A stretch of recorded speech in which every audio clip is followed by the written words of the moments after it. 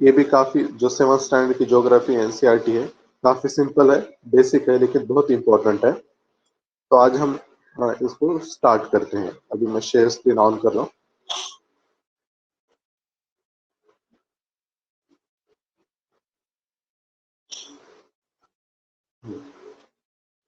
ये हमारी बुक है। यहाँ पर देखो, total we have to see 10 chapters.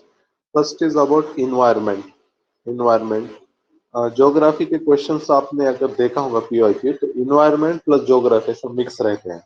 ठीक है, तो यहाँ पर फर्स्ट चैप्टर हमारा इन्वायरमेंट के अबाउट है। दूसरा इनसाइड आवर अर्थ। इन्वायरमेंट मतलब outside of the earth, inside of our earth का सेकंड चैप्टर में हम देखेंगे। थर्ड चैप्टर में और चेंजिंग है, क्या चेंजेस हो रहे हैं अर्थ में। फिर फोर्थ चैप्टर एयर के ऊपर है, नेक्स्ट वाटर के ऊपर। उसके बाद है natural vegetation and wild life. ये चैप्टर हमने सिक्स स्टैंडर्ड में भी देखा था। उसके बाद हमारा आएगा human environment, settlement, transport, communication, ये चीजें आएंगी। एट में क्या आएगा? Human environment interaction, the tropical सब ट्रॉपिकल रीजन, ट्रॉपिकल सब ट्रॉपिकल, यहाँ पे जो वर्ल्ड के क्लाइमेटिक रीजन्स हैं उसके ऊपर ये है, ट्रॉपिकल सब ट्रॉपिकल। उसके बाद टेम्परेट जोन, और लास्ट में फिर डेजर्ट। ठीक है, तो ये सारी चीजों का हमको स्टडी करना है इस एनसीईआरटी में।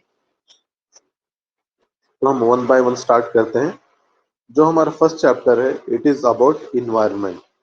जब भी इन्वायरमेंट ये टर्म आती है तो हम कुछ बेसिक टर्म्स पता रहने चाहिए, जैसा ecology, what is ecology, what is environment, what is ecosystem. हम स्टार्ट करते हैं इकोलॉजी से। Ecology is a term defined as scientific study of relationship of the living organism with each other and with their environment. तो हम ecology में क्या कर रहे हैं? साइंटिफिक स्टडी कर रहे हैं relationship of living organism. Living organism जितने भी हैं, जैसा ह्यूमंस है, एनिमल्स हैं, जैसा टाइगर, लॉयन, एलिफेंट, बर्ड्स, तो इनके इंटरेक्शंस ईच अदर से, जैसा प्लांट्स भी आ जाएंगे इसमें।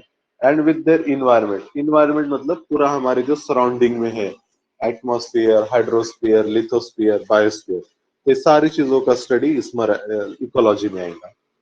दूसरी टर्म है environment. Environment is defined as sum total of living non living components, influences and events surroundings and in organism. एक ऑर्गेनिज्म के सराउंडिंग में जितने भी लिविंग और नॉन लिविंग कंपोनेंट्स हैं, जैसा लिविंग कंपोनेंट्स में पूरे प्लांट्स आएंगे, एनिमल्स आएंगे, और नॉन लिविंग में जैसा एयर है, वाटर है, या सन रेज है, ये आएंगे। तो ये सारी चीजों का समेशन, इनकी स्टडी और इनका इंटरेक्शन, इसको इन्वायरमेंट कहते हैं। लगभग सेम ही है, मतलब मीनिंग लगभग सेम ही रहता है इकोलॉजी का, इन्वायरमेंट का भी। ठीक है, तो इसमें दो टर्म आएगी, लिविंग नॉन लिविंग। लिविंग को और एक वर्ड यूज होता है, बायोटिक कंपोनेंट। बायोटिक मतलब जो जानदार है। तो मुझको बताओ कि सनरेज बायोटिक है या अबायोटिक है? Sun rays, abiotic. सनरेज अबायोटिक है क्योंकि नॉन लिविंग है। ठीक है, ये चीज समझना है। और फिर इसके बाद नॉन लिविंग को अबायोटिक कहते हैं, जैसा सॉइल हो गया, अबायोटिक में आएगा। ठीक है, अब आगे बढ़ो।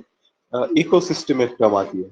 Ecosystem is defined as a structural and functional unit of biosphere consisting of community of living beings and the physical environment, both interacting, exchanging materials with them. It includes plants, trees, animals, fish, birds, microorganisms, water, soil, food. Ecosystem, एक ecosystem में क्या रहता है? एक specific part रहता है environment का, जो structural functional unit of biosphere. ये थोड़ा याद रहे, ये टर्म याद रखना, structural and functional unit of biosphere. Ecosystem science में वगैरह पढ़े होंगे, इकोसिस्टम या फिर सिस्टम क्या रहती है। सिस्टम मतलब जहां पर हम अपनी स्टडी कर रहे हैं, जो यूनिट को हम स्टडी कर रहे हैं, उसको इकोसिस्टम बोलते हैं। तो इको इन्वायरमेंट या इकोलॉजी का ऐसा पार्ट जिसकी हम स्टडी कर रहे हैं, उसको हम क्या कहेंगे? इकोसिस्टम कहेंगे। ठीक है, जैसा नेशनल पार्क हो गए, बायोस्फीयर रिजर्व हो गए, तो ऐसे जो भी पार्ट है, स्पेसिफिक पार्ट, उसको इकोसिस्टम कहते हैं। तो ये बेसिक टर्म्स हमारे क्लियर रहने चाहिए। नेक्स्ट जो पेज है वहां पर डायग्राम दी गई है, तो उसमें बताया गया है कंपोनेंट्स ऑफ इन्वायरमेंट। इन्वायरमेंट के कंपोनेंट्स क्या है? तो इन्वायरमेंट के कंपोनेंट्स है natural environment, human made environment और ह्यूमन इन्वायरमेंट। अब देखो तीन टर्म है, थोड़ा सा डिफरेंस है। नेचुरल इन्वायरमेंट, जो चीजें नेचुरली रहती है वो नेचुरल इन्वायरमेंट में आएंगी। जैसा वाटर है, लैंड और बायोस्फीयर। ये सारी चीजें नेचुरल इन्वायरमेंट में आएंगी। इसके बाद आता है ह्यूमन मेड इन्वायरमेंट। तो ह्यूमन मेड इन्वायरमेंट में ह्यूमन ने जो चीजें बनाई हैं, जैसा बिल्डिंग्स हैं, पार्क्स हैं, ब्रिजेस हैं, रोड्स हैं, मॉन्यूमेंट्स हैं, इंडस्ट्रीज, तो ये ह्यूमन मेड चीजें ह्यूमन मेड इन्वायरमेंट में आएंगे। और दूसरा थर्ड चीज रहेगी ह्यूमन इन्वायरमेंट। तो मतलब ह्यूमन से रिलेटेड, जैसा इंडिविजुअल, फैमिली, कम्युनिटी, मतलब सोशल चीजें, society, religion, education, economy, political, तो ये सारी चीजें आएंगी ह्यूमन इन्वायरमेंट में। तो ह्यूमन मेड इन्वायरमेंट, ठीक है। तो ये कंपोनेंट्स है, नेचुरल इन्वायरमेंट और ह्यूमन इन्वायरमेंट। और जैसा बायोटिक अबायोटिक हमने देखा था, बायोटिक मतलब the world of living organism like plants and animals, and abiotic में the world of non living elements like land, ठीक है। इसके बाद नेचुरल इन्वायरमेंट, फिर से वही उसको एक्सप्लेन किया गया है। यहाँ पर एक टर्म है, देखो, लिथोस्फीयर। कोई बताएगा लिथोस्फीयर क्या रहता है? लिथोस्फीयर किसको कहते हैं? Top layer of the earth. Upper layer, okay.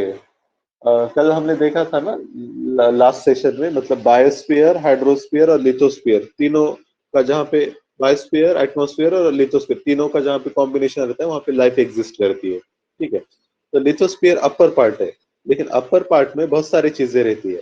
तो इसमें जो लिथोस्फीयर है उसमें क्रस्ट आता है, अर्थ का जो क्रस्ट है, कॉन्टिनेंटल क्रस्ट और ओशियानिक क्रस्ट, और साथ में अपर पार्ट ऑफ मेंटल, ये तीनों चीजों के सब मतलब लिथोस्फीयर। आप हुआ तो नोट कर लेना, lithosphere is equal to continental crust plus oceanic crust plus upper part of mantle. ये हम देखेंगे अर्थ के इंटीरियर में मेंटल वगैरह क्या रहता है, वो चीजें आएंगी। हाइड्रोस्फीयर जहाँ पे वाटर बॉडीज, पूरे जितने भी वाटर बॉडी है उसको हाइड्रोस्फीयर कहेंगे। एटमॉस्फेयर मतलब thin layer of the air that surround the earth, इसको एटमॉस्फेयर कहते हैं। और बायोस्फीयर मतलब जहां पर लाइफ एग्जिस्ट करती है, plant and animal kingdom together make biosphere of living world. तो ये चीज थी यहाँ पर। बाकी इकोसिस्टम को एक्सप्लेन किया गया। इकोसिस्टम हमने देखा था, फंक्शनल और स्ट्रक्चरल यूनिट ऑफ बायोस्फीयर को इकोसिस्टम कहते हैं। ह्यूमन इन्वायरमेंट, तो ह्यूमन इन्वायरमेंट भी बेसिक चीज है, जैसा हमने डायग्राम में देखा था। ह्यूमंस और उससे रिलेटेड जो चीजें रहती है, फैमिली, सोसाइटी या ह्यूमन जो चीजें बनाता है, तो ये सारी चीजें मिलकर हमारा बनेगा ह्यूमन इन्वायरमेंट। जैसा कि हम 11th के और 12th के अगर एनसीईआरटी, आप उनके अगर टाइटल्स देखोगे, तो 11th के NCERT it is about physical environment, India का एक है और एक में वर्ल्ड का। और 12th की एनसीईआरटी उसके अगर टाइटल देखोगे तो वो ह्यूमन ज्योग्राफी पर है, उसमें इकोनॉमी, सोसाइटी वगैरह ये सारी चीजें आएंगी। अब आगे बढ़ते हैं, हम नेक्स्ट चैप्टर पे मूव करते हैं, ठीक है। जरा कुछ क्वेश्चन ट्राई करते हैं। Which is not a natural ecosystem? Desert, aquarium, forest. Answer बताओ मुझको। जी सर। Very. एक्वेरियम, एक्वेरियम क्योंकि घर में हम वो देखते हैं उसको, कांच के शीशे में फिश वगैरह हम ये कर रहे हैं, तो उसको बोलेंगे एक्वेरियम। दूसरा क्वेश्चन है, which is not a component of human environment? अभी इसका आंसर बताओ मुझको। Human environment, land, religion, community, तो लैंड आएगा। Land is natural environment. Which is a human made environment? Mountain, road. C, road, road. Human road, बराबर, road आएगा। उसके बाद पूछा है, which is a threat to environment? B. Population. Growing Growing population. Population. ठीक है, ठीक है, ओके। अब इसके बाद आगे बढ़ो। बायोस्फीयर, एटमॉस्फेयर, हाइड्रोस्फीयर, ये तो पता है हमें, ठीक है। इसको, चलो खैर, ये तो आसान है, हम आगे बढ़ते हैं। अब ये जो नेक्स्ट चैप्टर है, ये चैप्टर में हमको इनसाइड आवर अर्थ, अर्थ के इंटीरियर में क्या चीजें हैं, तो उसके बारे में यहाँ पर डिस्कशन आएगा, ठीक है। ये डायग्राम आप देखना, तो जो सबसे अपर पार्ट रहता है अर्थ का उसको हम क्रस्ट कहते हैं। क्रस्ट रहेगा, क्रस्ट के बाद मेंटल रहेगा, और मेंटल के बाद कोर रहेगा। जैसे मेजर 3 जोन्स हैं अर्थ के, अर्थ इंटीरियर के, क्रस्ट, मेंटल और कोर। अब यहाँ पर देखो, क्रस्ट अभी जैसा हमने देखा, क्रस्ट में वो जो कॉन्टिनेंट, जैसा हम इंडिया कॉन्टिनेंट है, इंडियन सब कॉन्टिनेंट, तो हम जहां पर हैं वो उसको कहते हैं कॉन्टिनेंटल क्रस्ट। ठीक है। दूसरा रहता है जहां पर ओशन रहता है ना, ओशन जो है, तो ओशन के नीचे वाला जो बॉटम है उसको ओशियानिक क्रस्ट कहते हैं। ओशियानिक क्रस्ट, ये जो येलो कलर वाला है, यहाँ पे डायग्राम में आपको दिखेगा। तो ये दोनों का कंपैरिजन आप देख सकते हैं, ये येलो कलर और ये आपका जो ब्राउन कलर है। अब यहाँ पर देखो, जो थिकनेस रहता है ओशियानिक क्रस्ट का ज्यादा है, थिकनेस सॉरी कॉन्टिनेंटल क्रस्ट का थिकनेस ज्यादा है, मतलब उसकी मोटाई ज्यादा है। ओशियानिक क्रस्ट थीन रहता है, ये एक चीज हो गई। दूसरी चीज डेंसिटी के ऊपर आता है। डेंसिटी की अगर बात आती है तो ओशियानिक क्रस्ट की डेंसिटी ज्यादा रहती है, ये चीज समझ लेना, ओशियानिक क्रस्ट की डेंसिटी ज्यादा रहती है। तो हम देखते हैं जब प्लेट टेक्टोनिक्स हम पढ़ोगे तो दोनों क्रस्ट का कोलिजन होता है कई बार। जैसा फॉर एग्जांपल, अगर आप यूएसए की इमेजिन करो, यूएसए कॉन्टिनेंट, तो वहां पर नॉर्थ अमेरिकन प्लेट है और उससे कोलाइड हो रही पैसिफिक प्लेट, दोनों का कोलिजन हो रहा है। तो ऐसे कोलिजन के वक्त क्या होगा, क्योंकि ओशियानिक क्रस्ट डेंस है, हेवी है, तो वो क्या करती है, जब टकराती है कॉन्टिनेंटल क्रस्ट तो कॉन्टिनेंट क्रस्ट टूट जाता है, उसका कुछ पार्ट टूट जाता है, सब डक्ट होता है। तो ये चीज याद रखना। और वहां पर क्या होते हैं, माउंटेन तैयार होते हैं जिसको हम फोल्ड माउंटेन कहते हैं। ठीक है। कॉन्टिनेंट क्रस्ट और ओशियानिक क्रस्ट, और जब वो कॉन्टिनेंट कॉन्टिनेंट भी कोलाइड होते हैं तो तब भी मतलब फोल्ड माउंटेन बन सकते हैं, जैसा हमारा हिमालय है। लेकिन दोनों में डिफरेंस रहता है। जैसा आप रॉकीज की बात करो, जहां पर ओशियानिक क्रस्ट कोलाइड हो रहा है कॉन्टिनेंट क्रस्ट से, तो वो क्या है, वो वोल्केनिक माउंटेन तैयार होता है। ठीक है। क्योंकि वहां पे ये कॉन्टिनेंटल क्रस्ट का कुछ पार्ट सबडक्ट हो रहा है। और इंडियन कॉन्टिनेंट और जब यूरेशियन कॉन्टिनेंट, ये दोनों भी कॉन्टिनेंट कॉन्टिनेंट प्लेट है, तो ये जब कोलाइड होते हैं तो सबडक्ट कोई पार्ट नहीं होता है, तो इसलिए वहां पे जो फोल्ड माउंटेन बनेंगे वो वोल्केनिक नहीं रहते। तो Himalaya is not a volcanic mountain, ये चीज आप समझ लेना। फिर इसके बाद यहाँ पर थोड़ा डिस्क्रिप्शन दिया है। Crust, the upper most layer over the earth surface is called crust, it is thinnest of all. इसकी जो विड्थ है 35 किलोमीटर है, थिकनेस, और जो continental masses only 5 kilometre on the ocean floor. ठीक है। ओशन फ्लोर में जो ओशनिक क्रस्ट है वो छोटा सा रहता है। और जो मेन कंस्टिट्यूएंट है इसके सिलिका और एल्यूमिनियम रहते हैं। It is also called as sial, sial भी कहते हैं इसको, सिलिकॉन और एल्यूमिनियम, जो अपना कॉन्टिनेंटल क्रस्ट है। तो क्योंकि इसमें सिलिकॉन सिलिका, जिसको हम मिट्टी भी कहते हैं। और दूसरा जो रहेगा ओशियानिक क्रस्ट, तो ओशियानिक क्रस्ट को साइमा कहते हैं, क्योंकि यहाँ पर सिलिका और मैग्नीशियम ज्यादा रहता है। तो ये टर्म्स भी याद रहना, काफी बार क्वेश्चन आते हैं। ओशियानिक क्रस्ट में सिलिकॉन और मैग्नीशियम रहते हैं। और जब आपका ये खत्म होगा क्रस्ट, तो आपका स्टार्ट होता है मेंटल, और मेंटल रहेगा 2900 किलोमीटर तक। ठीक है। ये पेज पे कुछ रॉक्स के डायग्राम है, तो पहले हम रॉक्स के टाइप देखेंगे, फिर वो डायग्राम देखते हैं। ठीक है। तो हमने देखा कि 2900 किलोमीटर तक मेंटल रहता है। उसके बाद द मेंटल के बाद the inner most layer is the core with a radius of, ठीक है, हाँ, मेंटल के बाद आएगा आपका कोर। कोर में भी दो टाइप रहते हैं, आउटर कोर और inner core. Outer core solid रहता है, लिक्विड रहता है, कोई बताएगा आउटर कोर का नेचर क्या रहता है? सॉलिड रहता है। Yes, sir. Solid रहता है. Outer core, outer core, core की बात कर रहा हूं मैं। इनर कोर रहेगा और एक आउटर कोर रहेगा। लिक्विड ही रहेगा. सॉलिड ही रहेगा ना सर। टेम्परेचर ज्यादा. आउटर कोर इज लिक्विड, ठीक है, और इनर कोर सॉलिड है, ये चीज ध्यान में ओके रखना। सर। हाँ। अब जब कोर सबसे इंटीरियर में तो इनर कोर है, और ये जो कोर है ये बना हुआ है निकेल और आयरन से, तो इसलिए इसको नाइफ कहते हैं, nickel and iron, and is called as NIFE. The central core has very high temperature and pressure, around लगभग 5000 डिग्री सेल्सियस का टेम्परेचर रहता है। और यहाँ पर देखो ये चार्ट भी इंपॉर्टेंट है। The crust only forms only 1% of volume of the 84% consist of the mental and 15% make the core. तो सबसे ज्यादा वॉल्यूम अगर पूछा जाए तो सबसे ज्यादा वॉल्यूम है मेंटल का। The radius of the earth is 6371 kilometre, ये भी याद रखना। रेडियस ऑफ द अर्थ मतलब आप यहाँ सरफेस से अगर अर्थ के सेंटर पे जाना है तो इतना डिस्टेंस आपको ट्रैवल करना होगा। ओके, उसके बाद रॉक्स एंड मिनरल्स की बातें आई है। तो solid part of the crust है तो उसको हम रॉक्स कहते हैं। Rocks mainly of three types, igneous, sedimentary and metamorphic. तीन टाइप के रॉक्स रहते हैं, igneous, sedimentary and metamorphic. When the molten magma cools it becomes solid. Earth के इंटीरियर जैसा मेंटल है तो मेंटल में क्या रहता है, मैग्मा रहता है, मोल्टन लिक्विड रहता है, मिनरल्स वगैरह वो सब लिक्विड स्टेट में रहते हैं।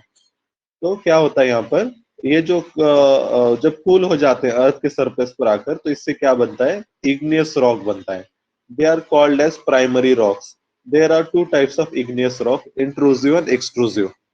ठीक है, इंट्रूसिव और एक्सट्रूसिव दो टाइप के रहते हैं। आप नाम से डिकोड कर सकते हैं। जब अगर समझो अर्थ से मैग्मा निकला, अर्थ के बाहर आया और अर्थ के सरफेस पे आकर कूल हुआ तो उसको कहते हैं एक्सट्रूसिव रॉक कहते हैं। एक्सट्रूसिव, अर्थ के बाहर आके कूल हो रहा है। कभी कभी क्या होता है कि मतलब ये मैग्मा अर्थ के इंटीरियर में ही कूल होता है और वहां पे रॉक फॉर्मेशन होता है, उसको कहेंगे हम इंट्रूसिव रॉक। तो एक्सट्रूसिव और इंट्रूसिव। अब देखो, कोई बताएगा मुझको तो डेक्कन प्लेटू कौन से टाइप का है, एक्सट्रूसिव है या इंट्रूसिव है? एक्सट्रूसिव। डेक्कन प्लेटू एक्सट्रूसिव रहेगा क्योंकि मैग्मा बाहर आया है वोल्केनिक इरप्शन से और ऊपर ही अर्थ के सरफेस पे ही कूल हुआ। तो वो जो अर्थ रॉक का, इग्नियस रॉक का जो टाइप है जो डेक्कन प्लेटू पे, उसको बसाल्ट रॉक कहते हैं। ठीक है, बसाल्ट लावा। और जो दूसरा इंट्रूसिव, तो उसका एग्जांपल आपको ग्रेनाइट मिलेगा। Granite is example of intrusive. तो आपके जो किचन में अक्सर हम जो फर्शी यूज करते हैं ना किचन में ब्लैक कलर की, वो ग्रेनाइट से बनती है, देखो बहुत ही मजबूत रहती है। अब थोड़ा सा डिफरेंस समझो, वोल्केनिज्म का जब हम चैप्टर देखेंगे तो तब तो आएंगे ये सारी चीजें, फिर भी थोड़ा सा एक बेसिक चीज समझ लेते हैं। जो वोल्केनोज रहते हैं हमारे, वोल्केनोज इरप्शन कब होता है, जब अर्थ के इंटीरियर से मैग्मा बाहर आ जाता है। ठीक है, अभी जो मैग्मा है दो टाइप का रहता है, एक एसिडिक रहता है और एक बेसिक रहता है। एसिडिक मतलब जहां पर सिलिका ज्यादा रहेगी, मिट्टी ज्यादा रहेगी, सिलिका। और बेसिक मतलब जहां पे सिलिका कम है। तो जो एसिडिक वाला रहता है ये बहुत ही विस्कस रहता है। विस्कस मतलब हेवी फ्लूइड जिसको कहेंगे। जैसे आप वाटर ले लो और ऑयल ले लो, तो इसमें से कौन सा ज्यादा विस्कस है, तो ऑयल ज्यादा विस्कस रहता है। तो मतलब जो इजीली फ्लो नहीं होता, तो एसिडिक लावा इजीली फ्लो नहीं होते। इससे क्या होता है, वो एसिडिक जो वोल्केनो रहते हैं बहुत हाइट बहुत ज्यादा रहती है, ये एसिडिक वोल्केनो।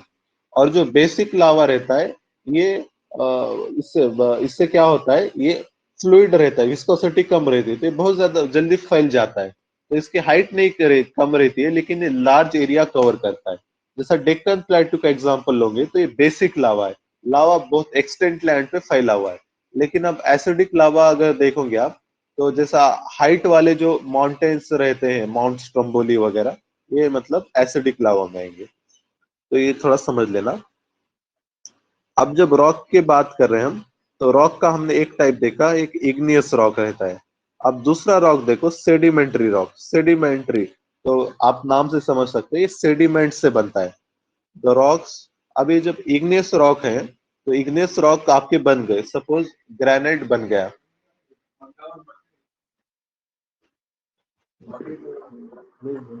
लाइट भी के रूम की वो रहेगा, रूम में। अब सेडिमेंट रॉक की देखो, सेडिमेंट रॉक में क्या होता है, आपके जो इग्नियस रॉक है, इग्नियस रॉक पे एयर, वाटर, टेम्परेचर, ये सारी चीजें एक्ट होती है। और ये सारी चीजें एक्ट होने के बाद ये लोग, इनका क्या होता है, वियर एंड टीयर होता है, वेदरिंग होता है। और ये लोग ये आगे मतलब इरोजन होता है और ये पार्टिकल्स मूव करते हैं विंड के साथ, एयर के साथ। और ये एक ओवर द पीरियड डिपॉजिट होते हैं जगह पर, किसी जगह पर, और इनके लेयर्स बनते जाएंगे एक के ऊपर। तो इससे जो रॉक बनता है इसको हम कहते हैं sedimentary rock. The rocks roll down, crack and hit each other and are broken down into small fragment. This smaller particles are called sediments. ठीक है। Sediments are transported and deposited by wind and water, और ये इससे क्या sedimentary rock बनते हैं। Sedimentary rock के example देखो, जैसे आपका सैंडस्टोन है, या आपका चौक चौक जिससे हम बनाते हैं, या लाइमस्टोन हो गया, ये सारे सेडिमेंट्री रॉक ही हैं। ठीक है। और दूसरी चीज याद रखना कि सेडिमेंट्री रॉक यहाँ पर हीट वगैरह का कोई रोल नहीं रहता, तो हीट ज्यादा जैसा इग्नियस रॉक वोल्केनिक इरप्शन से बनते हैं, तो ऐसा सेडिमेंट्री रॉक में इतना एक्सट्रीम हीट नहीं रहती है। तो जो फॉसिल्स के रिमेन्स वगैरह है, ह्यूमन एनिमल्स के फॉसिल्स वगैरह, तो ये यहाँ पर सेडिमेंट्री रॉक में मिलते हैं। जैसा पुराने फॉसिल्स वगैरह जब देखो, होमो इरेक्टस वगैरह, तो ये सेडिमेंट्री रॉक में मिलते हैं, इग्नियस और मेटामॉर्फिक में नहीं मिलेंगे। दूसरी चीज, जो हमारे क्रूड ऑयल है, नेचुरल गैस रिसोर्सेस हैं, ये सारे भी हमारे सेडिमेंट्री रॉक्स में ही मिलेंगे। जैसे हम पढ़ते हैं ना, गोंडवाना रॉक या टर्शरी रॉक, जहाँ पे ये मिलता है, हमको कोल मिलता है, क्योंकि कोल वगैरह ये बनते हैं फॉसिल्स की वजह से ही बनते हैं, तो फॉसिल्स मिलते हैं सेडिमेंट्री रॉक में।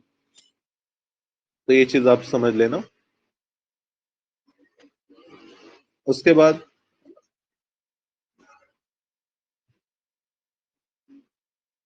एक रॉक का जो टाइप बचा है वो मेटामॉर्फिक रॉक है। ठीक है। मेटामॉर्फिक के बारे में ज्यादा दिया नहीं है यहाँ पर, लेकिन आप समझ लेना।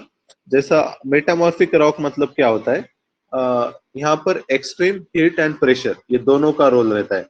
जब एक्सट्रीम हीट और प्रेशर आप किसी पत्थर पर, इग्नियस रॉक पर या सेडिमेंट्री रॉक पर अप्लाई करते हो, तो उसका कन्वर्जन होगा मेटामॉर्फिक रॉक में। ठीक है। और मेटामॉर्फिक और ये रॉक्स के जो टाइप्स रहते हैं, ये एक दूसरे में कन्वर्ट होते रहते हैं, एक साइकिल रहती है, इसको हम रॉक साइकिल कहते हैं। जैसा इग्नियस रॉक है, इग्नियस रॉक का वेदरिंग और इरोजन हो गया तो सेडिमेंट्री रॉक बनेंगे। सेडिमेंट्री रॉक पे हीट एंड प्रेशर अप्लाई किया तो मेटामॉर्फिक रॉक बनते हैं। मेटामॉर्फिक रॉक जब मैग्मा वगैरह इरप्ट हो गया, ये अगर रॉक मेल्ट हो गए, तो इससे क्या बनेगा, फिर से इग्नियस रॉक बनेगा। तो ये एक दूसरे में कन्वर्टिबल है, तो ये चीज आप समझ लेना।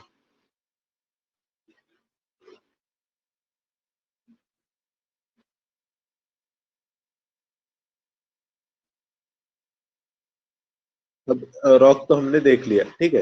अब रॉक्स के, हर रॉक के एक एक दो दो टाइप हमको पता रहना चाहिए। मेटामॉर्फिक के एग्जांपल शायद मार्बल वगैरह मेटामॉर्फिक ही है। लाइमस्टोन कन्वर्ट होता है मार्बल में। और नीज नाम का एक रॉक आता है, GNEISS, नीज, ये भी मेटामॉर्फिक ही रॉक है। तो यहाँ पर हमने, ये चैप्टर में हमने रॉक डिस्कस किए। अब कुछ क्वेश्चन देख लेते हैं। ठीक है। देखो question number 1, the rock which is made up of molten magma, इसका बताओ कोई answer. igneous, Yes. Igneous rock, क्योंकि इग्नियस रॉक में हीट का रोल रहता है, हीटिंग की वजह से। दूसरी चीज, the inner most layer of the earth is, core, तो ये तो हमने देखा था, कोर है। Gold, petroleum and coals are the example of fossils. fossil, fossil से, बराबर, क्योंकि फॉसिल रिमेन्स से बनते हैं। और जो फोर्थ है, rocks which contain fossils are, इसका बताओ आंसर। Sedimentary. sedimentary, सेडिमेंट्री, क्योंकि सेडिमेंट्री में पॉसिबल है। मेटामॉर्फिक और इग्नियस में बहुत ज्यादा हीट रहती है, तो फॉसिल तो बचेगा ही नहीं इसमें। और फिफ्थ है, the thinnest layer of the earth is, crust, crust no, आएगा। क्रस्ट का crust, अराउंड 0 to 100 किलोमीटर के 30, बीच में रहता है। 30 किलोमीटर आपका समझो ये रहेगा कॉन्टिनेंटल क्रस्ट, फिर उसके बाद थोड़ा सा ओशियानिक क्रस्ट, ऐसा 70 किलोमीटर के आसपास जाता है, उसको हम एवरेज 100 किलोमीटर पकड़ लेते हैं। ठीक है। ये जो नीचे एक इमेज है, तो यहाँ पर दिया गया रॉक का कैसा कन्वर्जन होता है पहले। ओके ओके, कोई बात नहीं।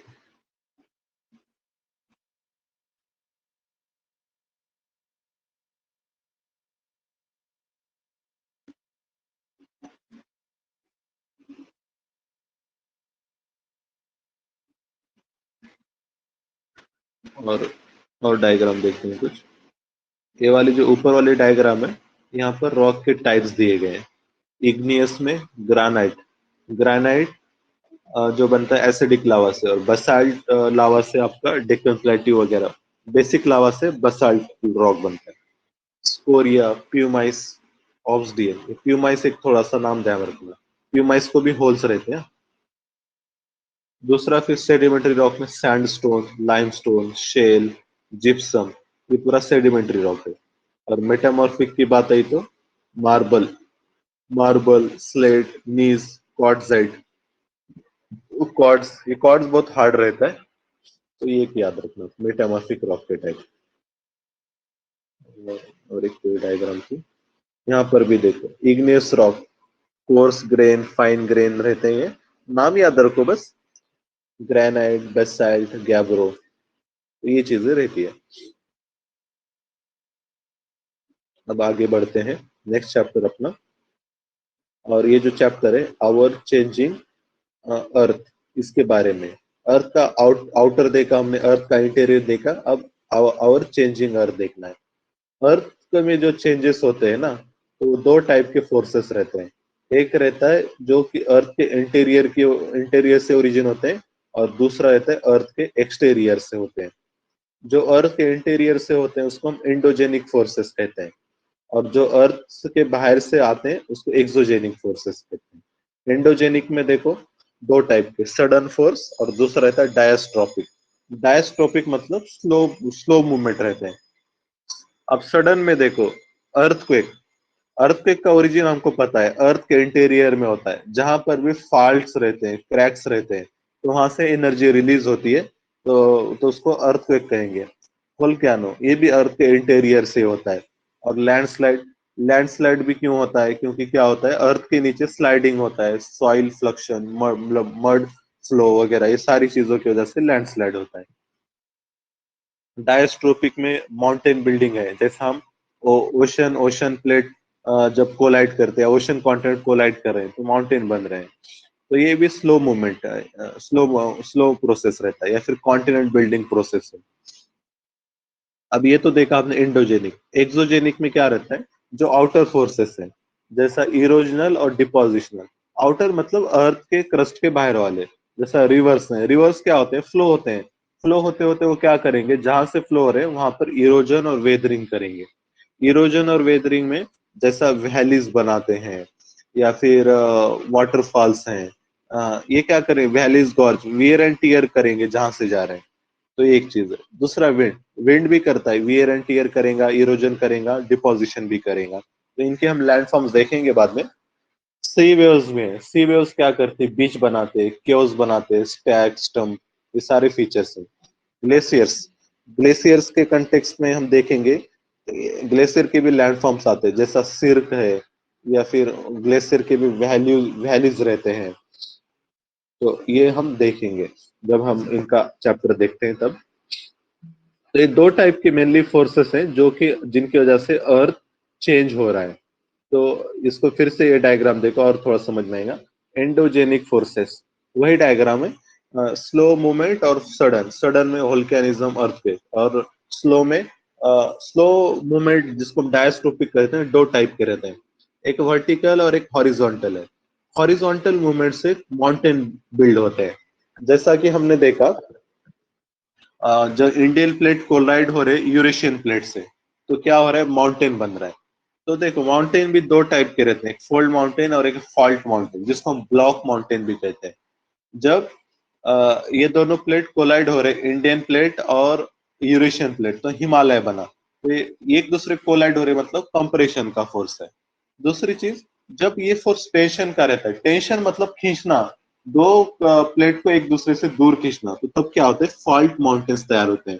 इसका एग्जाम्पल है फॉल्ट माउंटेन का विंध्या है, या फिर आपका सातपुड़ा है, तो ये है फॉल्ट माउंटेन्स। और जब भी फॉल्ट माउंटेन रहते हैं तो वहां पर रिफ्ट वैली बनती है।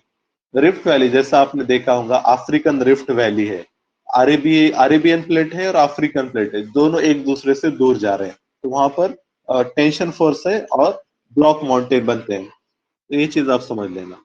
और दूसरा रहता है आपका वर्टिकल मूवमेंट। वर्टिकल मूवमेंट के वजह से, वर्टिकल में दो टाइप के, अपवर्ड और डाउनवर्ड, तो इससे क्या होता है, कॉन्टिनेंट बिल्ड होते हैं।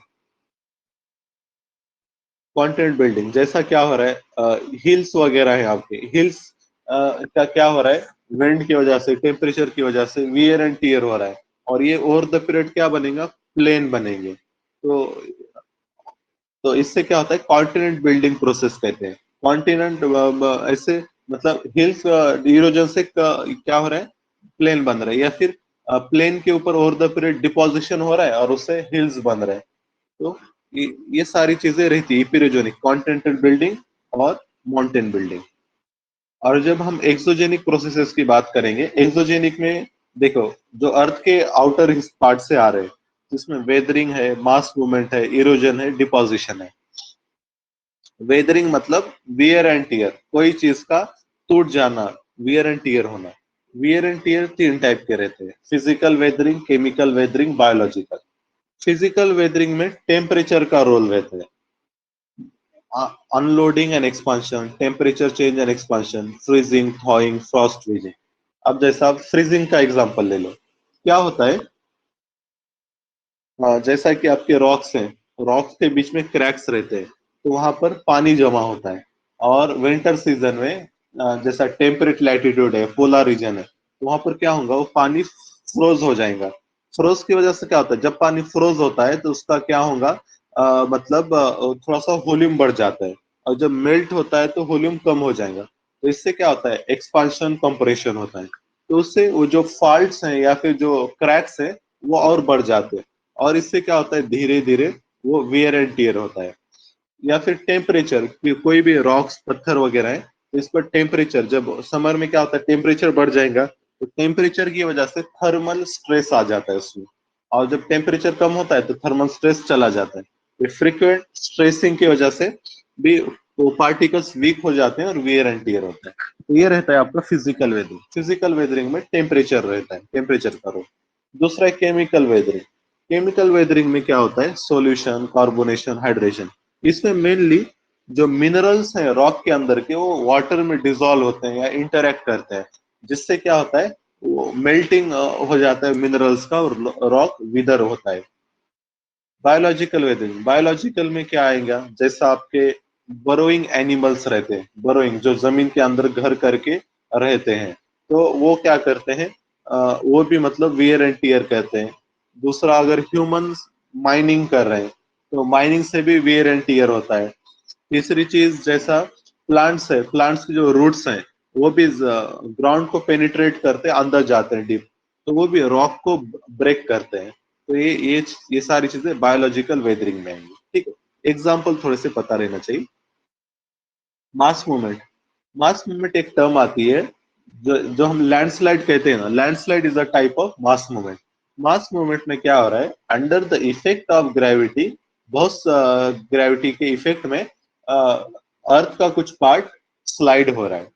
तो उसमें 2 टाइप है, स्लो मास मूवमेंट और रैपिड। स्लो मास मूवमेंट को क्रीप कहते हैं और सॉलिफ्लक्शन। ये टर्म्स बस पता रहना। क्रीप मतलब क्या, क्रीप मतलब धीरे धीरे क्या हो रहा है, अर्थ का कुछ पार्ट सरकता हुआ नीचे आ रहा है, तो उसको क्रीप कहेंगे। और उसके अपोजिट में रैपिड मूवमेंट जैसा रहते हैं, मड फ्लो, अर्थ फ्लो, लैंडस्लाइड। यहाँ पे फास्टर मूवमेंट रहता है, बहुत जल्दी, फास्ट तेज रेट से ये मतलब अर्थ का पार्ट स्लाइड होता है।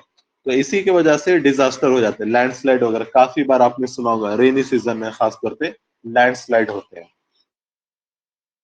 और जो थर्ड टाइप है, इरोजन।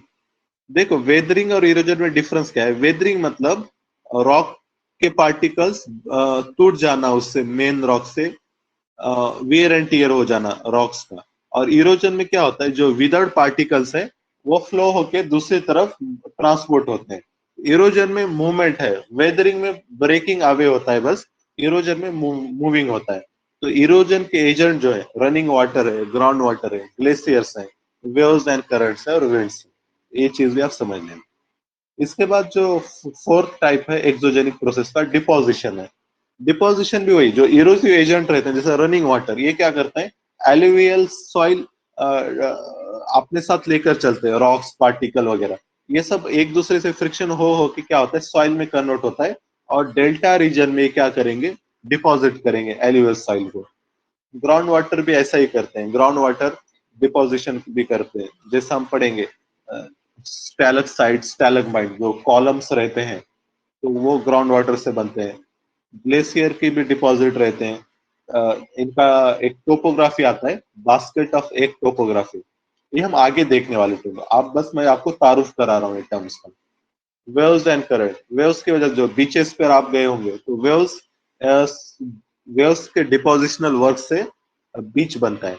विंड्स विंड्स भी डिपोजिशन करते हैं, जैसा डेजर्ट वगैरह ये विंड डिपोजिशन से बनता है। ठीक, तो ये टर्म्स हमको पता रहना चाहिए, कौन सा एक्सोजेनिक है कौन सा एंडोजेनिक है और उनके मीनिंग्स। नेक्स्ट पेज पर वोल्केनो की डायग्राम दी गई। Volcano is a went opening in the earth crust through which molten material erupt suddenly. ठीक है, मैग्मा है, मैग्मा का फ्लो होता है। ठीक है, जो वर्टिकल जो पाइप है उसको हम कहते हैं डाइक कहते हैं, और जो हॉरिजॉन्टल रहते हैं उसको सिल्स कहते हैं।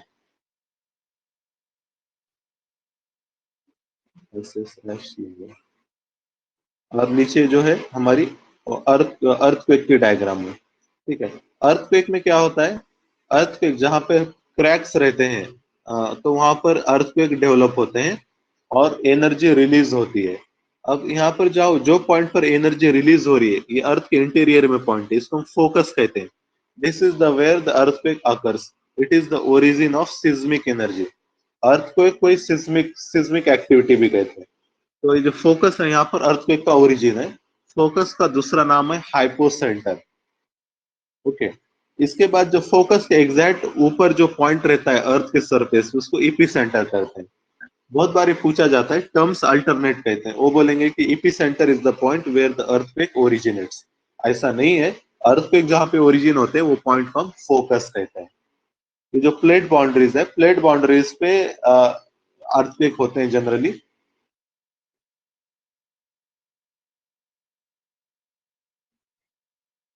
ये थोड़ा एक्सप्लेनेशन है, ये आप लोग पढ़ लेना तो आपको तो फिर समझ में आएगा, मतलब कैसा मैकेनिज्म वगैरह क्या रहता है।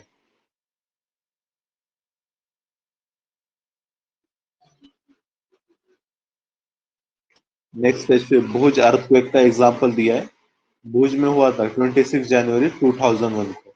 जो अर्थक्वेक मेजर करते हैं उसके लिए स्केल रहती है, इसको हम कहते हैं रिश्टर स्केल। रिश्टर स्केल ये अर्थक्वेक मेजर करने की स्केल है।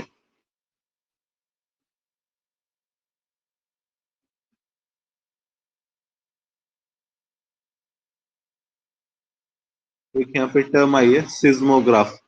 सिज्मोग्राफ मतलब यहाँ पे अर्थ के वेव्स का ग्राफ निकालते हैं और अर्थक्वेक का एनर्जी कितनी रिलीज हुई रिश्टर स्केल पे मेजर करते हैं। An earthquake is measured with a machine called a seismograph. The magnitude of earthquake is measured on Richter scale. अब earthquake जो रहता है, earthquake of 2.0 और less can be felt only a little. Delhi में वगैरह अक्सर earthquake आते रहते हैं, लेकिन छोटे रिश्टर स्केल पे, इसलिए ज्यादा डैमेज नहीं होता। An earthquake over 5.0 can cause damage from the things falling. A 6.0 or higher magnitude is considered very strong, and 7.0 is classified as major earthquake. इस तरीके से अर्थक्वेक के टाइप्स, ये इंपॉर्टेंट नहीं, बस रिश्टर्स के लिए याद रखना, इसमें अर्थक्वेक मेजर किया जाता है। अर्थक्वेक इंटेंसिटी इंटेंसिटी नहीं बोलूंगा, अर्थक्वेक से कितनी एनर्जी रिलीज हो रही है वो मेजर किया जाता है। और अर्थक्वेक की इंटेंसिटी मेजर करने के लिए भी एक स्केल है, कोई बताएगा उसका नाम क्या रहता है? जैसा रिश्टर है और एक स्केल यूज की जाती है। हेलो, मेरा आवाज आ रहा है सबको? Yes sir. ओके, हाँ, अर्थक्वेक मेजर करने के लिए एक स्केल यूज होती है, जैसा रिश्टर देखा ऐसे मर्कैली स्केल है, मॉडिफाइड मर्कैली स्केल। अभी आप नाम लिख लेना मर्कैली स्केल, और मर्कैली स्केल और रिश्टर स्केल में क्या डिफरेंस रहता है मुझको बताना आप लोग कल। ठीक है, मर्कैली स्केल और रिश्टर स्केल। अब यहाँ पर रिवर्स के लैंडफॉर्म बताएं शॉर्ट में। ठीक है, रिवर जैसा फ्लो होती है, हार्ड रॉक, सॉफ्ट रॉक, नाम पे इसी समझना। जैसा हार्ड रॉक है, अगर हार्ड रॉक आता है तो वहां पर इरोजन कम होगा, और सॉफ्ट रॉक है तो अर्थक्वेक ये रिवर उसको ज्यादा इरोड करेंगे। ठीक है, और ये वाटरफॉल दिखाया गया है। द हाईएस्ट वाटरफॉल अगर वर्ल्ड की बात करें तो एंजल फॉल है, जो वेनेजुएला में। वेनेजुएला एक कंट्री है साउथ अमेरिका कॉन्टिनेंट में। दूसरे फेमस वाटरफॉल है नाइगारा वाटरफॉल, ये यूएस और कनाडा के बॉर्डर पे है। And Victoria falls on the border. और जो विक्टोरिया फॉल है वो भी बहुत फेमस है, ये जाम्बिया और जिम्बाब्वे इन अफ्रीका, ये दोनों कंट्री के बॉर्डर पे। ठीक है, ये वाटरफॉल मैच द पेयर में पूछ सकता है, वाटरफॉल और कंट्री का नहीं। एंजल फॉल वेनेजुएला में है, नाइगरा यूएसए कनाडा बॉर्डर, और विक्टोरिया फॉल अफ्रीका में। एक टर्म दी है मियांडर्स नाम की, मियांडरिंग या मियांडर। तो ऐसा जो जिगजैग या फिर कर्व शेप में जो रिवर्स का फ्लो होता है ना, इसको कहते हैं meandering, meandering of the river कहते हैं। ठीक है, और यहाँ पर याद रखना मियांडरिंग में क्या होता है, जो इनर साइड है वहां पे जो सॉइल जो पार्टिकल्स कैरी कर रही है उसको डिपॉजिट करती है यहाँ पर, और जो आउटर वाला जो पार्ट रहता है वहां पर क्या करती है, इरोजन करती है। मतलब वहां से रॉक्स का वेदरिंग हो रहा है और डिपोजिशन ये इनर साइड में हो रहा है। तो ये चीज समझना, जो इनर कोर है तो वहां पर क्या हो रहा है, डिपोजिशन हो रहा है, और आउटर कोर पे इरोजन हो रहा है। ठीक है, तो ये ऐसा कर्व्स बनते हैं। और ओवर द पीरियड क्या होता है, ये कर्व्स है ना, जैसा एक दिक्कत, ये कर्व्स हैं आपके, तो ओवर द पीरियड क्या होता है, ये कर्व सेपरेट हो जाता है। ऐसा ये कर्व साइड में निकला और रिवर ऐसा सीधा फ्लो होती है। तो ये जो कर्व जो साइड में सेपरेट हुआ, यहाँ पर पानी रहता है, इसको हम कहते हैं ऑक्स बो लेक। मियांडर जब सेपरेट हो जाता है तो उसको हम कहते हैं ऑक्स बो लेक। तो यहाँ पर दिख रहा है ना, ऑक्स बो लेक है, मतलब ये जो पार्ट है ये ब्रो का वे होता है और रिवर यहाँ से सीधा इधर जाती है, और ये जो पार्ट है यहाँ पर लेक बनता है, इसको हम कहते हैं ऑक्स बो लेक। ठीक, उसके बाद जो डायग्राम, ये तो ऊपर वाला डेल्टा है, रिवर जब ओशन से मर्ज होती है तो डेल्टा फॉर्मेशन होता है। और इसके बाद यहाँ पर जो है सी वेव्स के लैंडफॉर्म्स हैं, सी केओ, सी आर्क, स्टैक, स्टम्प, ये सारे यहाँ पर बताते हैं। ठीक है, एक चीज देखो, आप समझ बीच पर है आप, वहां पर कोई रॉक है, तो क्या होगा, जो सी वेव्स रहते हैं बार बार उससे टकराते हैं, ऐसा टकराएंगे और यहाँ पे क्या करेंगे, क्यों तैयार करेंगे, मतलब इसका कुछ हिस्सा वो मतलब वियर एंड टियर करते हैं। फिर ओवर द पीरियड क्या होता है, वो जो पार्ट है ना, वो पार्ट आर्क में कन्वर्ट होता है, मतलब पूरा एकदम एक एंड से लेके तो दूसरे एंड तक वो टनल शेप में बन जाता है। फिर उसके बाद क्या होगा, ये जो है ये ऊपर फिर बढ़ जाता है और ऊपर से पूरा क्रैक होकर, इसको हम कहेंगे स्टैक कहते हैं, ऐसा स्टैक बन जाता है। ठीक है, और स्टैक फिर ओवर द पीरियड इसका भी इरोजन होता है और इससे स्टंप बनता है। स्टंप मतलब जिसकी स्टैक जैसा ही लेकिन हाइट कम है। तो ये ग्रेजुअल ट्रांसफॉर्मेशन हो रहा है। तो सबसे पहले क्या होगा, सी क्यू, सी आर्क, फिर स्टैक और फिर स्टंप। ये समझ में आ रहा है क्या, बोलो, मैं जो अभी बता रहा हूँ आपको। जी सर। Yes, sir. ठीक है, हाँ, तो ये लैंड फॉर्म्स है और इरोजन से बन रहा है। पहले सी क्यू बनता है, फिर आर्क बनेगा, उसके बाद स्टैक, और उसकी भी हाइट कम होने के बाद स्टंप बनेगा। नीचे वाला जो इमेज है वहां पर अब ग्लेशियर्स के बारे में दिया गया। जैसा रिवर्स में एलिवियल रहता है पार्टिकल्स, ऐसा जो ग्लेशियर में जो पार्टिकल रहते हैं, डिपॉजिट रहते हैं, उसको मोरेन्स कहते हैं। Moraines, glacier moraines. जैसा रिवर एलिवियल डिपॉजिट रहते हैं तो यहाँ पर मोरेन्स रहेंगे। और उसके बाद है डेजर्ट के लैंडफॉर्म्स दिए हैं। ये जो डेजर्ट में जो सबसे इंपॉर्टेंट लैंडफॉर्म रहता है, जैसा एक मशरूम रॉक रहता है। मशरूम रॉक ये मशरूम शेप में ही रहता है, ऊपर से बड़ा रहेगा, नीचे से पतला रहेगा। ऐसा क्यों होता है, तो क्योंकि जो एयर जब विंड कैरी करती है डेजर्ट में, तो उसमें सैंड पार्टिकल्स रहते हैं, और हेवी सैंड पार्टिकल्स बॉटम में रहते हैं एयर के। तो उससे जो बॉटम वाला पार्ट रहता है रॉक का, वो ज्यादा इरोजन होता है और वो थिन हो जाता है। और अपर पार्ट में lighter air wind sand particles हैं, तो वहां का इरोजन भी कम होता है। तो ये जो मशरूम रॉक है ना, इस टाइप में रहेगा कुछ। ठीक है, नीचे वाला जो ग्राउंड के पास वाला पार्ट है ज्यादा इरोजन हो रहा है, और ऊपर वाला पार्ट पे कम इरोजन हो रहा है, तो इसको मशरूम रॉक कहते हैं। और दूसरी बात, फिर एक ड्यून्स रहते हैं। मशरूम रॉक ये इरोजन से हो रहा है डेज विंड के, और जो ड्यून्स है ये डिपोजिशन से बनते हैं। डिपोजिशन मतलब डिपॉजिट करना कोई चीज। ठीक है, डिपोजिशन से सैंड ड्यून्स बन रहे हैं। अब ड्यून्स मतलब जो crescent shape crescent shape sand deposition को हम क्या कहते हैं? ड्यून्स कहते हैं। अब ड्यून्स के भी अलग अलग टाइप्स हैं। ये समझो आपकी सैंड ड्यून है, विंड यहाँ से आ रहा है, और ये जो हॉर्न जो है वो विंड के डायरेक्शन में, तो उसको हम कहेंगे बारखन्स कहते हैं, BARCHN, बारखान। दूसरी चीज, अगर एक ही अगर विंग है ड्यून का, तो उसको हम कहते हैं सैफ, SEIF, सैफ। सैफ का अरेबिक में मीनिंग होता है स्वॉर्ड, तलवार, ठीक है। तो सैफ मतलब ऐसे बारखन जिसका एक ही क्या है, विंग है। और इसके बाद और एक टाइप का रहता है ड्यून, जिसमें क्या होता है, विंड ऐसा आ रहा है लेकिन उसके जो विंग्स हैं तो वो अपोजिट टू विंड डायरेक्शन, यहां पर उसके विंग्स बन रहे हैं। तो ये उल्टा रहता है बारखन का, तो इसका भी नाम है, इसको हम कहते हैं पैराबोलिक ड्यून कहते हैं, ठीक है। तो ये नाम याद रखना, पैराबोलिक ड्यून, बारखन और सैफ। और ये इसलिए होते हैं कि यहाँ पर हर्डल रहता है, कोई तो ऑब्स्ट्रक्शन रहेगा, विंड्स वगैरह रहेंगे, वेजिटेशन रहेगा कुछ तो भी, तो इसके जो विंग्स रहते हैं अपोजिट टू विंड तैयार होते हैं। ये थे आपके ड्यून्स के टाइप। ओके, ठीक है, ये वाले क्वेश्चन सॉल्व करते हैं। Question number 1, which is not an erosional feature of सीवर्स। ठीक है, इसके आंसर देने की कोशिश करो। A sir. A cliff. A cliff, cliff, beach. देखो दो टाइप के फीचर रहेंगे। इरोजन, इरोजन जैसा हमने देखा, इरोजन में क्या होता है, वियर एंड टियर हो रहा है और उसका मूवमेंट हो रहा है, ट्रांसपोर्ट हो रहा है। और डिपोजिशन में क्या हो रहा है, डिपॉजिट होते हैं, जो भी विदर्ड अवे पार्टिकल्स हैं वो डिपॉजिट होते हैं। मेरे को बोलो, जो क्लिफ है, क्लिफ मतलब कड़ा, कड़ा तो किससे तैयार होगा, इरोजन से तैयार होगा ना। साइड वाला पार्ट इरोजन हो रहा है और छोटा सा पार्ट रह रहा है। ठीक है।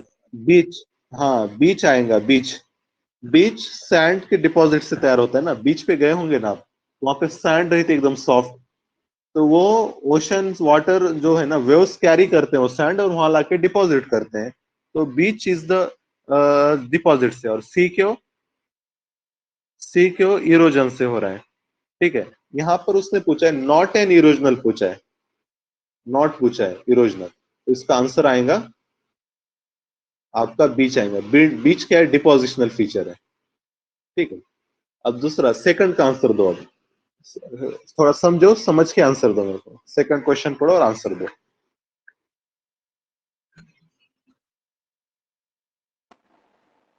सी है। सी, डिपोजिशनल बोल रहा है, डिपोजिशनल फीचर ऑफ ग्लेशियर, बराबर। मोरेन, मोरेन हमने पढ़ा था ग्लेशियर के कंटेक्स्ट में। बीच भी डिपोजिशनल है लेकिन वो वेव्स का है। फ्लड पेन भी डिपोजिशनल है लेकिन वो रिवर्स का है, ठीक है। थर्ड क्वेश्चन पढ़ो, आंसर दो।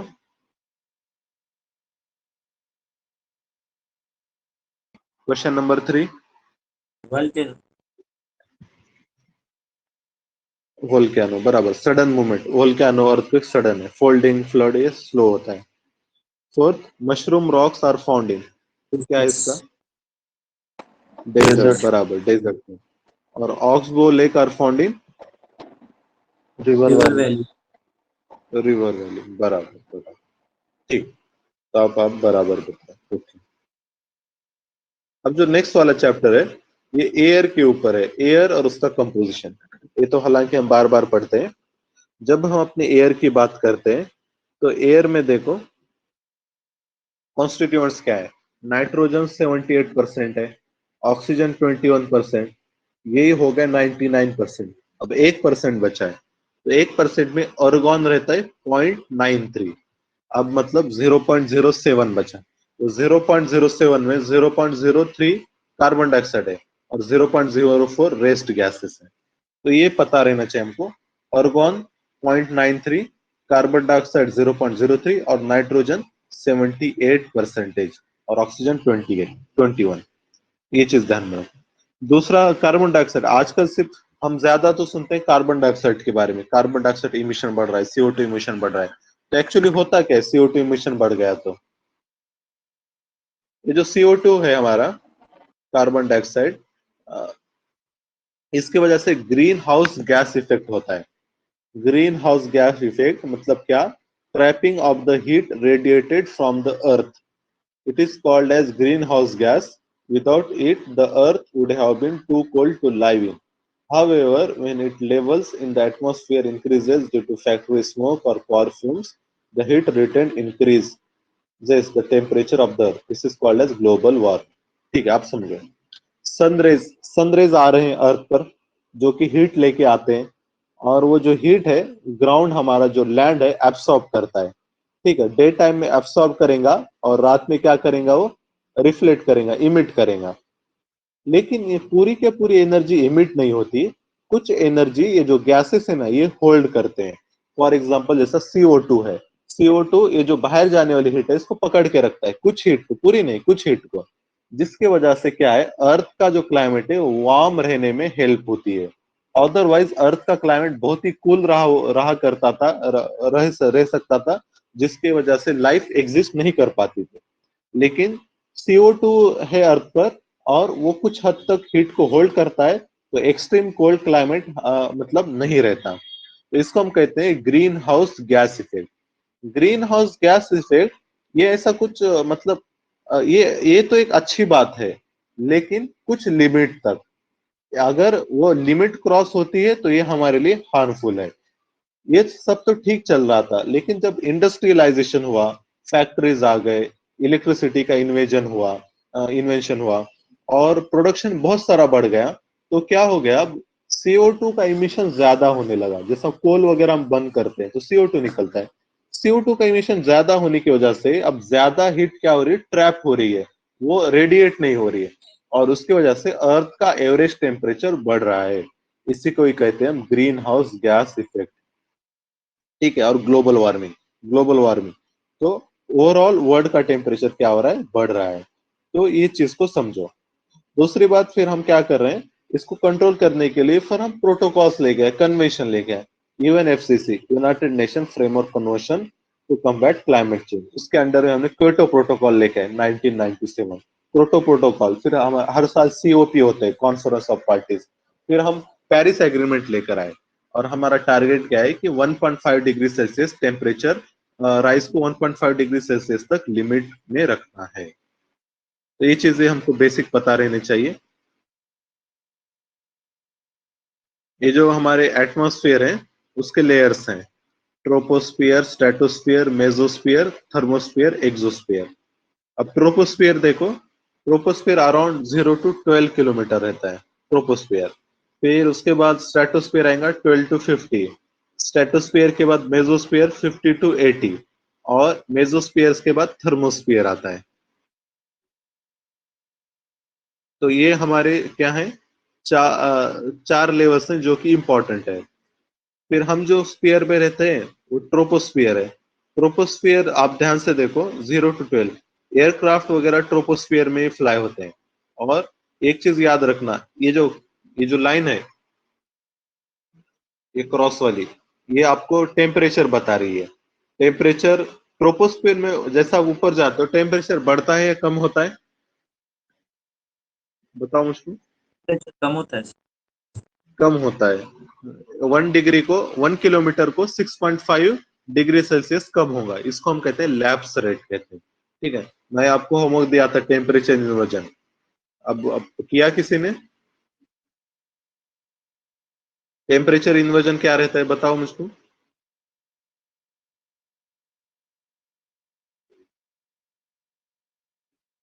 देखो आप लोग होमवर्क नहीं कर रहे। As when decreasing temperature increases, that is temperature inversion. Okay okay, ठीक है ओके, कोई तो बताया मुझको आंसर, गुड। ठीक है, तो देखो टेम्परेचर इन्वर्जन में क्या होता है, as height increases temperature also increases, मतलब ये जैसा होना चाहिए उसके उल्टा हो रहा है। तो ये विंटर में होता है, क्या हो रहा है, ग्राउंड का टेम्परेचर कम रहता है और ऊपर वाला जो एटमॉस्फेयर है वहां टेम्परेचर ज्यादा है, तो उसको कहते हैं टेम्परेचर इन्वर्जन। नॉर्मली तो क्या होना चाहिए, हाइट के साथ टेम्परेचर कम होना चाहिए। ठीक है, तो ये हम दिल्ली पोल्यूशन के कंटेक्स्ट में न्यूज में रहता है, क्योंकि दिल्ली में विंटर में टेम्परेचर इन्वर्जन होता है और जो पोल्यूटेंट्स हैं वो ट्रैप हो जाते हैं ग्राउंड लेवल पे, इसलिए वहां पे स्मॉग बनता है। और पोल्यूशन लेवल बहुत बढ़ जाता है। ये चीज समझो। फिर ट्रोपोस्फियर का जब हम 10 किलोमीटर को पहुंच गए तो क्या होता है, टेम्परेचर कांस्टेंट रहता है। वो जो हाइट है उसको हम कहते हैं ट्रोपोपॉज कहते हैं। फिर ट्रोपोपॉज के बाद क्या होता है, स्ट्रेटोस्फियर में अगेन टेम्परेचर डिक्लाइन होना स्टार्ट होता है। मतलब हाइट बढ़ेंगी, टेम्परेचर बढ़ना स्टार्ट होता है। स्ट्रेटोस्फियर का एग्जैक्ट ट्रोपोस्फियर का एग्जैक्ट अपोजिट रहता है। हाइट बढ़ेंगी, टेम्परेचर भी बढ़ेगा। और ओजोन जो लेयर है हमारा, वो भी स्ट्रेटोस्फियर में ही है, अपर पार्ट ऑफ स्ट्रेटोस्फियर। तो यहाँ पर अल्ट्रावायलेट लाइट्स जो है वो एब्सॉर्ब होते हैं और टेम्परेचर बढ़ता है। इसके बाद अब मेसोस्फियर आता है। मेसोस्फियर में अगेन क्या होगा, हाइट जैसा बढ़ेंगी तो टेम्परेचर भी क्या होगा, कम होगा। और मेसोस्फियर के बाद थर्मोस्फियर आएगा, तो यहाँ पर टेम्परेचर फिर आपका बढ़ते जाएगा। तो मुझको बताओ सबसे लोएस्ट टेम्परेचर कौन से स्फीयर में रहता है? सबसे lowest temperature stratosphere. Mesosphere. Mesosphere में रहेगा। ठीक है, दो देखो, ट्रोपोस्फियर में कितना कम हो रहा है, यहां तक जा रहा है। ठीक है, और यही आप चीज अगर मेसोस्फियर में देखोगे तो बहुत कम तक जा रहा है, एकदम यहाँ तक निगेटिव में रहता है। ठीक है, तो सबसे कम टेम्परेचर आपको मेसोस्फियर में मिलेगा। ठीक है, ये चीज याद रखना।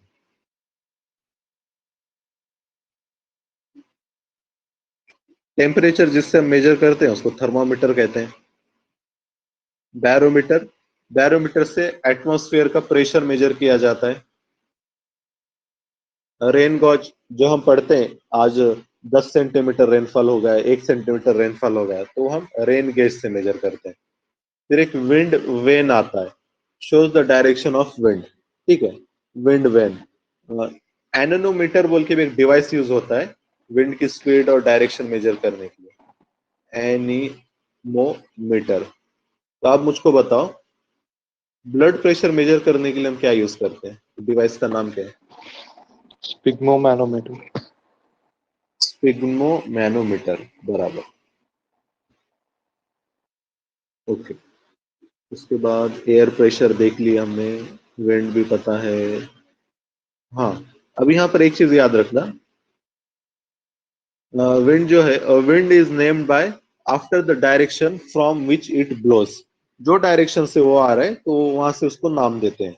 The wind blowing from west is called as westerly. ठीक है, तो विंड का नॉमेनक्लेचर याद रखना है।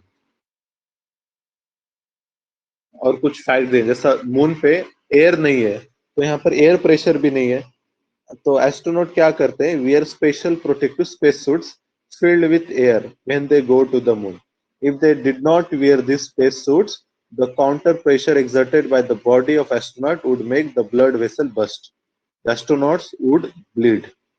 ठीक है, क्योंकि हमारे बॉडी के अंदर खुद अपना ब्लड प्रेशर रहता है और बाहर का प्रेशर ज्यादा, इसलिए सब चीजें हमारा खून वून सब बॉडी के अंदर ही है। जब बाहर का प्रेशर ही हटा देंगे तो अंदर की सारी चीजें क्या हो जाएंगी, हमारी ब्लड वगैरह ये सब बाहर आ जाएंगे। ठीक है, अब यहाँ per unit of temperature degree Celsius है, और वाटर फ्रीज होता है 0 डिग्री सेल्सियस पे और बॉयल होता है 100 डिग्री। ये तो फैक्ट्स है।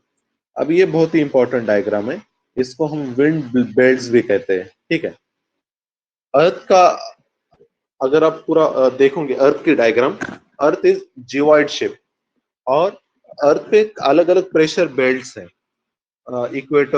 इक्वेटोरियल लो प्रेशर, सब ट्रॉपिकल हाई प्रेशर, सब पोलर लो और हाई प्रेशर। हमने देखा था कि ये अर्थ जो है, यहाँ पर सन रेज आ रहे हैं। ठीक है, लेकिन ये जो सन रेज हैं अनइक्वल डिस्ट्रीब्यूशन है, कहाँ पर ज्यादा है और कहाँ पर कम है। अब मेरे को एक बात बताओ, एयर फ्लो कहाँ से कहाँ होती है, high pressure to low pressure होती है या low pressure to high pressure होती है? एयर का जो फ्लो होता है high to low. High to low होगा, जहां पर प्रेशर ज्यादा है वहां से जहां पर प्रेशर कम है। अब आप इक्वेटोरियल इमेजिन करो, इक्वेटोर पे हो आप, इक्वेटोर पे तो डायरेक्ट सनरेज आते हैं और साल भर वहां पे हीटिंग होता है। तो हीटिंग होगी तो हीट से क्या होता है, एयर हीट होती है तो एयर की डेंसिटी कम होती है और एयर क्या होती है, असेंड, ऊपर उठती है। ठीक है, तो ये मतलब यहाँ पे क्या हो गया, लो प्रेशर तैयार हो गया। अब ये जो एयर आपकी असेंड करेंगी, नीचे वाली डायग्राम देखो। ठीक है, ये जो एयर आपकी है ये ऊपर यहाँ से हीट होके ऊपर आ जाएंगे, ऊपर आते आते कूल हो जाएंगे, फिर ये डिसेंड करेंगी। डिसेंड करते वक्त ये कहाँ पर जाएंगी, सब ट्रॉपिकल लो प्रेशर बेल्ट पे, और फिर वहां पर ये और नीचे आ जाएंगी और फिर ग्राउंड लेवल पे इस तरीके से मूवमेंट होगा। जैसे सर्कुलर फ्लो होता है एयर का, इक्वेटर पे हिट होगा, असेंड होंगी, ऊपर जाएंगी, कूल हो जाएंगी, फिर नीचे आएंगी, मतलब ट्रॉपिक सब ट्रॉपिकल रीजन पे डिसेंड ग्राउंड पर आएंगी और फिर वापस इक्वेटर पे आएंगी। ऐसे सर्कुलर फ्लो रहता है एयर का, तो ये आप समझो। अब इसके बाद देखो, इसका एग्जैक्ट उल्टा होता है यहाँ पर पोल पे। पोल पे तो देखो हमको पता है आइस रहता है, तो यहाँ पर क्या रहता है, हाई प्रेशर रहेगा, तो एयर क्या होंगी, high pressure to low pressure आएंगे, सब पोलर लो प्रेशर पे। अब यहाँ पर आएंगे, यहाँ पर थोड़ा सा हीट है तो यहाँ पर असेंड होती है, और फिर और नीचे आएंगे, यहाँ पर आएंगे, और ऐसा ये टाइप से फ्लो रहेगा एयर का। ठीक है, तो ये डायग्राम आप ध्यान में रखना, मतलब ऐसे विंड के सेल्स तैयार होते हैं यहाँ पर, इक्वेटर टू सब ट्रॉपिकल लो प्रेशर, सब ट्रॉपिकल हाई प्रेशर, फिर हाई प्रेशर सब ट्रॉपिकल टू लो प्रेशर सब पोलर। ये जो बेल्ट्स हैं हमारे, ये बेल्ट्स के नाम याद रखो, इक्वेटोरियल लो प्रेशर, सब ट्रॉपिकल हाई प्रेशर, सब पोलर लो प्रेशर और हाई प्रेशर। तो दो इमेजिन करो, इक्वेटर का तो समझ में आएंगे, हीटिंग ज्यादा है तो क्या होता है, हीटिंग ज्यादा है तो प्रेशर कम रहेगा। इसके तो हम इस गेस कर सकते हैं सब ट्रॉपिकल कैसा रहेगा, फिर सब ट्रॉपिकल इसका एग्जैक्ट अपोजिट रहेगा, वहां पर क्या रहेगा, हाई प्रेशर रहेगा। फिर पोलर याद रखो, पोलर पे आइस है तो वहां पर प्रेशर हाई रहेगा, तो पोलर की जो बाजू वाला जो बेल्ट है वहां पर प्रेशर क्या रहेगा, कम रहेगा। तो ये चीज हमको समझना है। ठीक है, ये वाली डायग्राम। और ये जो सेल्स है एयर का जो फ्लो हो रहा है सर्कुलर वे में, तो ये इक्वेटर और ट्रॉपिकल जो सब ट्रॉपिकल में जो रहता है उसको हेडली सेल कहते हैं, हेडली सेल। मिड लैटिट्यूड में जो है उसको हम फेरल सेल कहते हैं, फेरल। और जो ऊपर वाला है उसको हम पोलर सेल कहते हैं। ठीक है, तो नाम याद रखो, फेरल सेल, हेडली सेल और पोलर सेल। अब यहाँ पर देखो, ये जो विंड्स आ रहे हैं यहाँ पर, विंड्स, ये विंड्स को हम क्या कहते हैं, ईस्टर्ली कहेंगे या वेस्टर्ली कहेंगे, इक्वेटर के पास जो विंड्स आ रहे हैं, कोई बताएगा? ईस्टर्ली। ईस्टर्ली कहेंगे क्योंकि ईस्ट से आएंगे। अब देखो, ये जरूरी नहीं कि स्ट्रेट ही आए, क्योंकि ये इन पर क्या होता है, एक्चुअली क्या होना चाहिए, यहाँ पर लो प्रेशर है, यहाँ पर हाई प्रेशर है सॉरी, और यहाँ पर लो प्रेशर है। ठीक है, विंड्स ऐसा सीधे आने चाहिए, है ना, हाई टू लो प्रेशर, लेकिन ऐसा होता नहीं है। विंड्स क्या करते हैं, थोड़ा क्रॉस हो जाते हैं। सर हाँ जी जी, सर हाँ 9:15 को फिर मोहसिन सर की क्लास है, 9:06 हो रहा है अभी। ओके ओके, बस मैं अभी एंड कर दूंगा 1-2 मिनट में। ठीक है, जी। और सर ये पीडीएफ आप विंड्स क्या, वापस शेयर कर देंगे क्या? हाँ शेयर कर जैसे कि इसमें दूंगा अपने पॉइंट्स लिखी है, हाईलाइट किए, तो आप वापस शेयर कर देना। ठीक है, मैं कर देता हूँ, कर देता हूँ। ठीक है, थैंक यू हाँ sir. Okay okay. High pressure to low pressure होना चाहिए, लेकिन क्या होता है, विंड राइट डायरेक्शन में शिफ्ट करते हैं, इसको हम कहते हैं कोरोलिस फोर्स कहते हैं, जो कि अर्थ के रोटेशन की वजह से जो डिफ्लेक्ट करता है एयर के डायरेक्शन को। तो high pressure to low pressure जब जाती है विंड, तो क्या होता है, नॉर्थ हेमिस्फीयर में राइटवर्ड शिफ्ट होता है, इसको हम कहेंगे कोरोलिस फोर्स कहते हैं। ठीक है, तो आज हम यहाँ पर स्टॉप होते हैं। कल हम ये एयर की डायरेक्शन जो है ना, इसको आप लोग थोड़ा एक बार पढ़ के आ जाओ। देखो, आप थोड़ा पढ़ के आएंगे ना, तभी आपका क्लियर अंडरस्टैंडिंग होगा।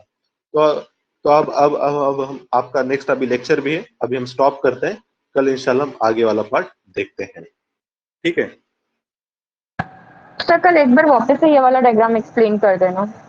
हाँ कल मैं फिर से इसको बताऊंगा, आप लोग भी थोड़ा सा एक बार पढ़ के आओ। ठीक है, जी सर। चलो ठीक है, अल्लाह।